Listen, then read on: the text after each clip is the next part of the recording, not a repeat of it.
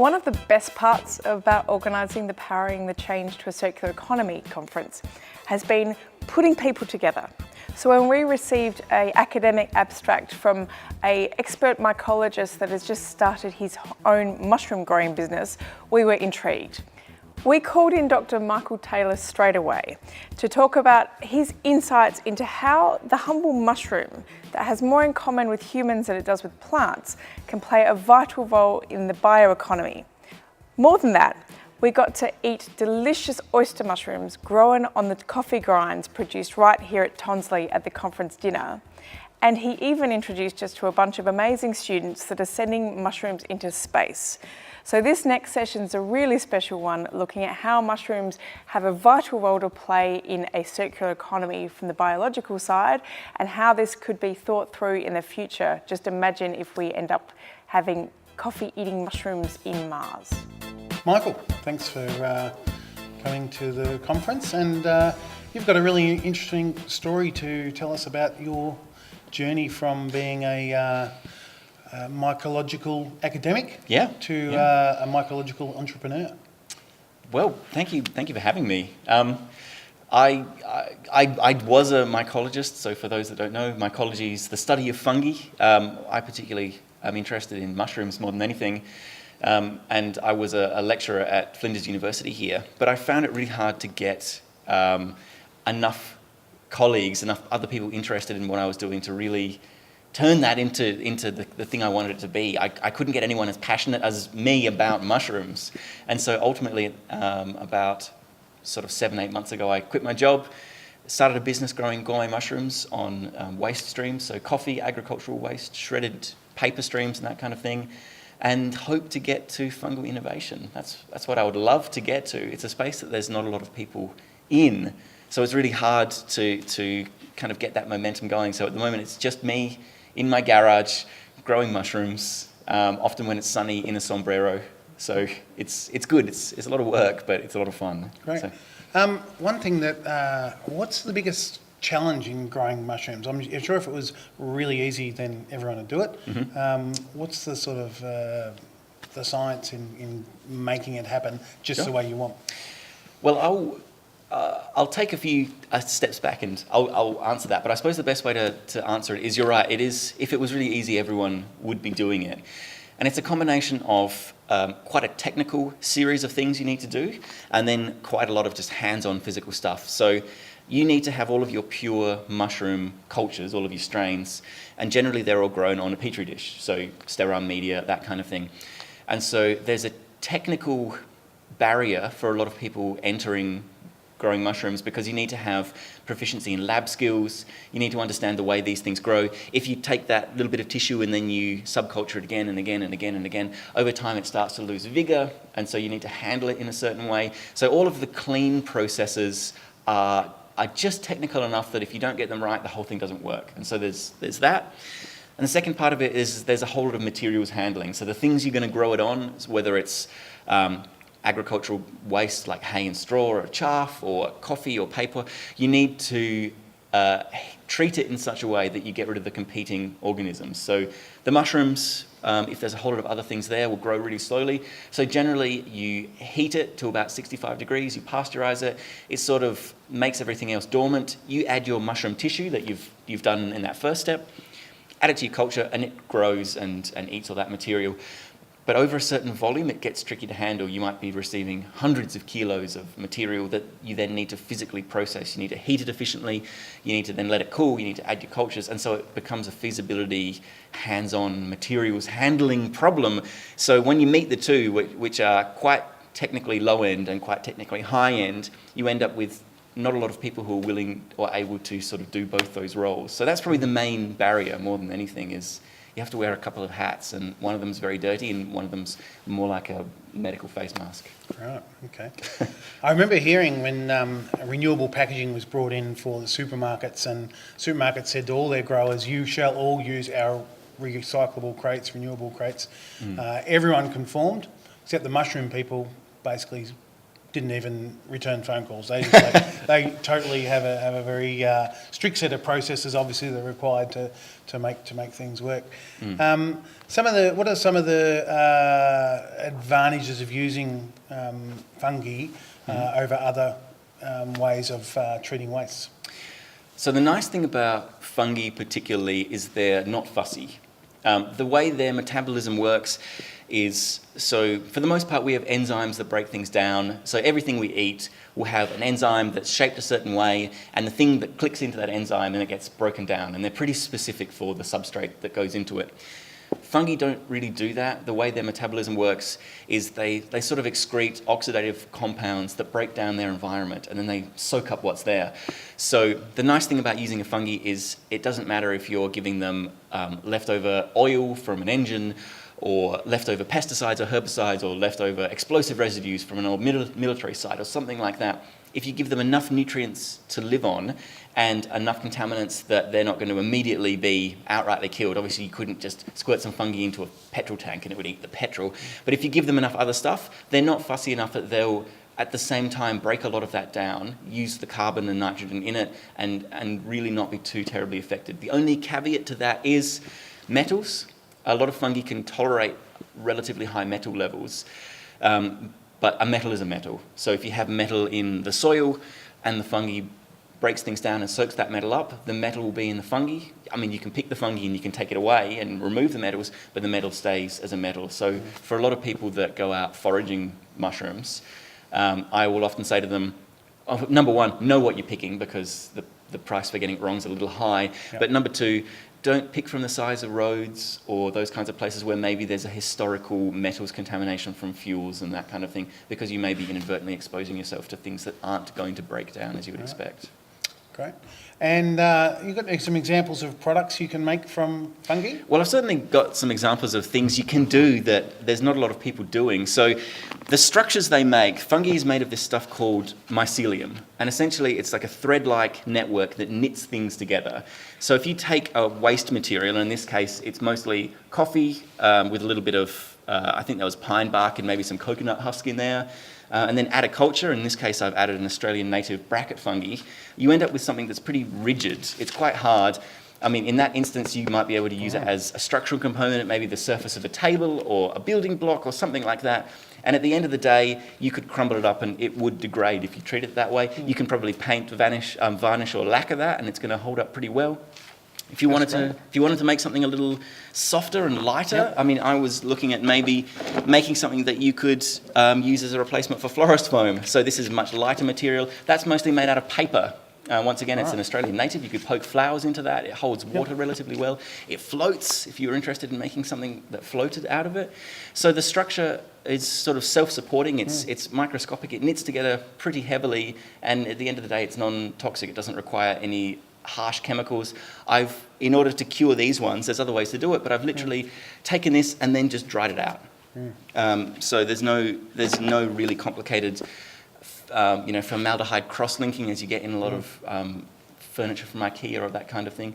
There's no plasticizing process or anything that goes into it. It will pretty well hold together itself. Obviously, it can't solve every problem in the world, but certainly there's a lot of things it might be able to do that we're currently overlooking. It looks like something pretty scary from a science fiction film, growing amongst everything and sort of knitting it together. Oh, yeah. Yep. But I imagine that obviously the gourmet food market is also like probably a much more ready, accessible market at the moment. Yeah, absolutely. It's a lot more of a straightforward market. Certainly when you think of mushrooms, a lot of the time it is in a culinary capacity.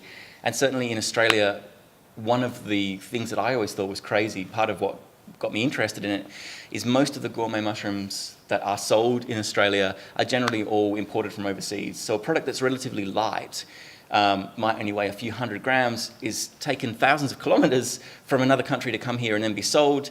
And a lot of the time the barrier to use is a lot of chefs don't want to use something that's not grown locally. And so these things will come all this way and then a lot of the time won't even be used. They may well go, I often when I'm in the supermarket or a market will take a photo of imported mushrooms because they look so terrible because they've had to come so far and ultimately will be thrown away. And it's just a terrible waste. It's been packaged, the packaging gets thrown away with the product that's not used.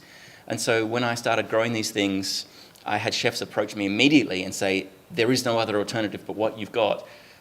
Please grow more, which was a little intimidating because I only started a few months ago and was not ready for that degree of interest. So it's been quite a shock that people would be so interested in such a short period of time. So it's been good, but it's certainly, everyone else's enthusiasm has really taken me aback. It's been very heartening more than anything. Yeah. When I was a kid, I remember you could buy a box of mushrooms, a mushroom box that grows mushrooms. Yes. And you sit at home and like a kit. Mushroom kit. Yeah. Is there reasons in terms of trying to limit food waste and to be able to supply something in that form so that restaurants could pick as needed? Yeah, no, it's an interesting idea. They still need a little bit of the right environmental conditions. You couldn't sit them outside in the full sun and have mushrooms pop out, but certainly if you had one of those mushroom kits, it could grow. And certainly one of the things I think would be very doable is if you produce the right material. So the way I do it, so there's that technical step, the growing on an agar plate, a petri dish. If you take that and you feed it something nutritious, like a big volume of coffee grounds would work, or leftover things from grains processing, whether that's bran or anything like that, you have all this lovely mycelium that's ready to go.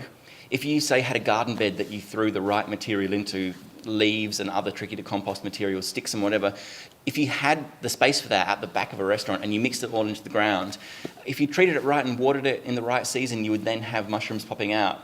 And you could probably year after year feed it with more things, with more leaves and more stuff and whatever, and you would probably get successive crops year after year. So it's certainly something that's not beyond the reach of most people. It might be a little slower than what someone wants. Obviously, you need to wait for the things to grow. But certainly those kits and the things that they represent is a nice change in terms of attitude towards how we understand food and where fungi come from and that kind of thing. It certainly makes it intellectually but also physically accessible. Yeah, okay. Well, great. Thanks for coming. And any aspiring chefs out there looking for mushrooms, get in contact with Michael Taylor. Thank you. Thanks. So I had the privilege of working with you all for about the last 6 months now on a project that I would never have even thought existed. It was something that was totally blew my mind when I heard about it. So would you mind just starting off telling me a little bit about, firstly, where you're from, but what you've spent the last almost 6 months dreaming and imagining about and then putting into action? I guess we'll start on the end and work our way around. Yeah. So all right. So, So where are you from and what are you doing? well, I'm Batai. We are all from ASMS. What my job is, I did some of the graphic design, and I'm more general help around the group. I help everyone. We've sort of got, everyone has sort of a specialty that they're, best at, so we sort of all bring something different to the group. So I do a lot of the organisational work. I work on kind of research, background research, and just organising as well, a bit of biology. I do a bit of the engineering, so 3D designing and modelling. I did some of the initial programming and one of the later graphic design for the team. And I help out with the designing and then help out where needed with other activities, like in the lab with maths where we need it. And the next obvious question is, what is it that what have you been doing? What have you been putting together these last 6 months? Well, the basis of our project, we're looking at the cultivation of Ganoderma lucidum, a type of mushroom, in microgravity for medicinal purposes upon the International Space Station. If we can get our experiment to grow, we can then further design we have an experiment that we could have on the ISS that could be constantly reproducing and providing mushrooms for food and for nutritional and all that kind of stuff. Mm-hmm. We've been working on it since the end of term 2, and recently at the International Astronautical Congress that happened just over a month ago now, we had to sort of present our idea and get different industries to come and vote for us. And so we were just explaining it to them, and we found out that we've been shortlisted, which means we've got the funding to create our experiment next year. So we have till about October next year, and then it has to be sent to a space testing facility, and then then they'll select 3 from there to be sent up at the beginning of 2019. Right. So your actual experiment, the actual thing you'll be sending up and making, what are you planning to put into it? What's it going to look like? What's it going to try and do? Okay, so what we're trying to do is we're going to try to grow 2 separate. So we'll have 2 separate growing chambers to grow the mycelium, so the Ganoderma lucidum, which is the mushroom type. This is one of our original designs. As you can see, the bottom here, there's a hole straight through, which is where we're thinking of putting the electronics. And then we had 2 growing chambers, so we'd put the mycelium and the substrate, so what the mycelium consumes, which in our case we were thinking about using wheat. So you stick that in these compartments over here, and then there's some more holes. There's some more holes through these walls, which we're hoping they'd grow through, and then we can map it all out using some cameras, and we can get an estimate of how much it's grown to get results for the experiment. From this was one of the original designs, but we've changed it up a bit by just moving some of the compartments around. The whole reason for this is because we want to use get astronauts in space to start consuming mushrooms, because before this experiment there was no experiments in space about of mushrooms and fungi that we know of. But there's lots of plant-based experiments, and mushrooms like this are something that hasn't been done. Bacteria has been done, which is pretty big, but yeah. Right. So how did you actually go finding the information you needed? Because you just said there's almost nothing done on it. How did you go finding what you needed to know, working it out, and putting it all together, starting from scratch pretty well? Well, the first thing is we need to decide. We had to come up with ideas. Some of the original ideas were on Earth's electromagnetic spectrum and things. And then from there we thought about plants and animals. We couldn't do animals because it was against some of the rules and regulations. But so yeah, we decided on fungi, which is a good in-between. So from there we decided which type of fungi to use. So we looked up the most beneficial, and this came as one of the top 5 in our list, and we just went on from there. Yeah. Did some research, spoke to you. And yeah. So I think after we decided that, we said we need to find some contacts to help support this project. So we've made contacts with the design aspects, and then also we contacted you. It's actually really hard to find a mycologist that looks at mushrooms and not just fungi. Or mold, or just to get some more information, and then it was just prototyping and experiments from then on. So a lot of it has been just kind of our own designs, what we think will happen, and we've learned along the way that we probably will be able to grow this in microgravity, because it doesn't actually need that gravity to keep it down. It just needs some sense of what is up, and if we can kind of simulate that in our design. A light stimulant that can grow towards it. Yeah. So pretty well now you've ended up as mushroom experts. You probably know more about fungi than a lot of university graduates will end up knowing, because it's just. We know a lot about this mushroom. You probably know a lot more than you give yourself credit for. So with that all in mind, now you understand a bit about how these things work and how they could grow and what they do in the environment. If you were to project your mind forward, really imagine what you could do with this in not just the short term on a space station, but even further, is there anything that you would love to see happen, or you could imagine, or just dreaming about? Are there things that really turn your mind on? Preferably if we ever colonize a different planet, we can use this to grow substitute in terms of food, than rather growing our meat on Earth and then sending it across. That's right. We can pretty much hold a farm for protein substitute and medicinal purposes. That's my dream, to use that while we have vegetation, we have this on another planet. And to have on long distance missions, to have a cycle of food, like you said, instead of having to produce it on Earth and then send it up, because that takes up a lot of packaging, because everything has to be individually packaged, and that's weight and a lot space of money. Exactly. And every gram counts when we only have 300 grams to work with for this experiment, and so it's a real issue with launching cargo into space. And so if you can have something that you don't have to package and worry about. And something else is that the substrate that you use to grow this on, you can use pretty much anything. So they can use waste materials up in space to grow this food on. Like spent coffee beans, paper, cardboard. Yeah, but from what I was, when we went to the International Astronautical Congress, on the Friday, so I think on the last day, Elon Musk had a presentation. It was all about sending rockets to Mars, which some of us were fortunate enough to go to. And then from that, I was thinking, this experiment, mushrooms and plants, on growing them on Mars. Mushrooms, they take in oxygen and emit carbon dioxide. Plants take in carbon dioxide and emit CO2. So you just have a little cycle going along, a little loop. And take out oxygen. so you can just have this being on Mars once it is colonized, I'm assuming. It would be great for us to design a device. If we get, good data back from this and stuff we can work with, we want to design something that can just have these mushrooms. You don't have to touch them, you don't have to do anything. It has all the sensors for it to grow, reproduce, and then you can harvest it up there in space on the ISS, for example.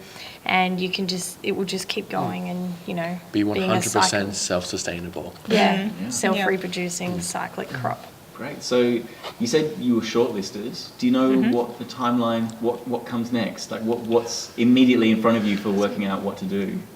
We have a whole year to design this box. So a couple of the finalize everything, change the design, because we only have the volume of a 1 litre milk carton, which the easiest way to think about it is 10 centimetres by 10 centimetres by 10 centimetres.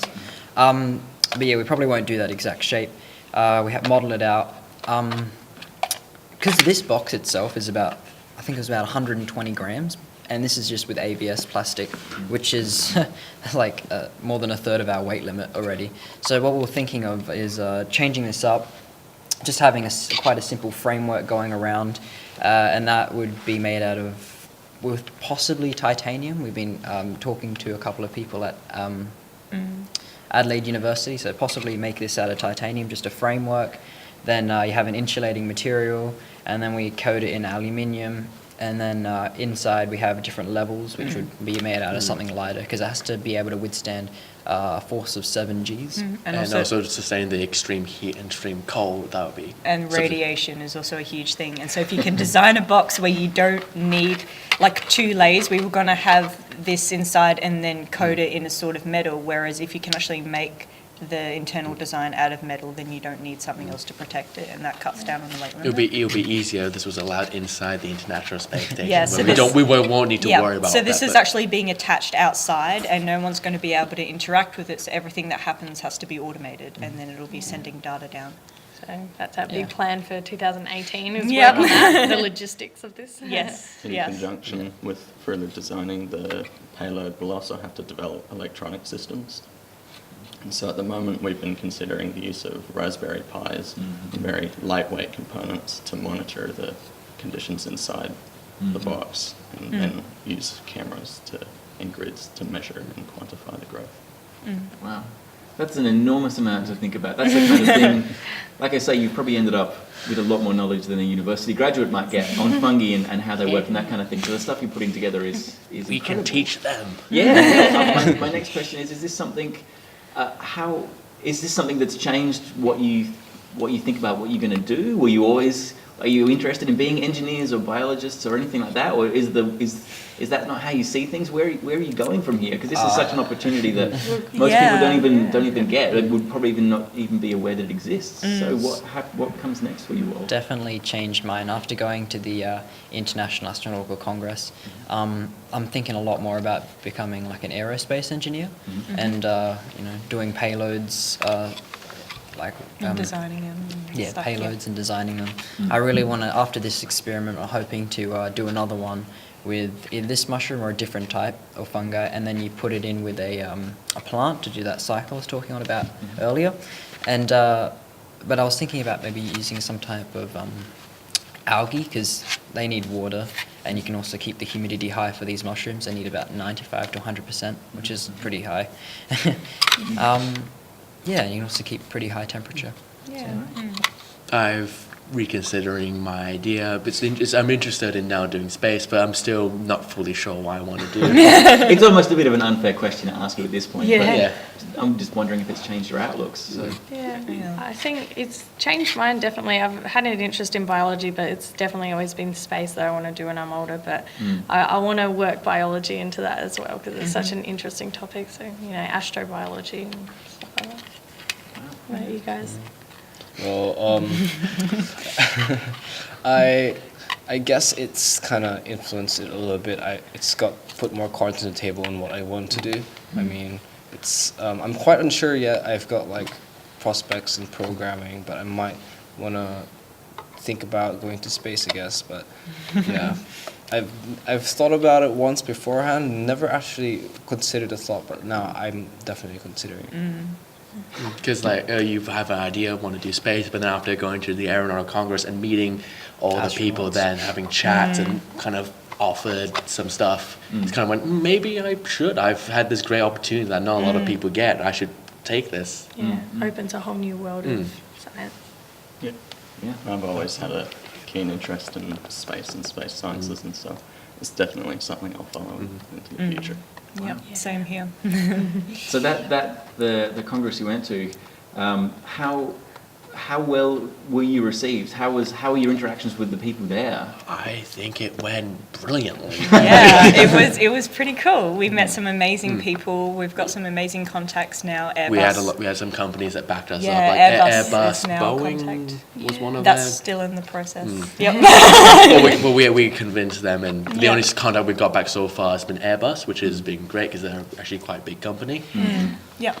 It was a great opportunity to be there at the Congress, and we met so many people in our project. Everyone seemed so interested in it. Positive It's so different, isn't it? Because I guess it's something new then to the normal. Since not a lot has been done. Like research most have been done in the early '90s, but this is so it's like I've never heard of this. Let's check this out. Yeah. Because mostly it's usually either radiation or plant cells. Yeah. So it's not convinced any of you to open mushroom farms then? Maybe Not yet. That's all right. At least I know how to grow them if I want to start Yep. off Now myself. we know how it works. Yeah. Yeah. Yeah, you certainly have a pretty unique sort of skill set. So I know I asked before about short-term timelines. So what's the actual? Do you know what the actual date is when in theory it would all need to be done by? I'm pretty sure it's next year, October. Is when we're gonna, because there's 6... The final design. Yeah, Yep. there's 7 schools who actually get the opportunity to design it all next year, and we're one of them. And then by October, they're going to pick 3 of those designs to actually send up.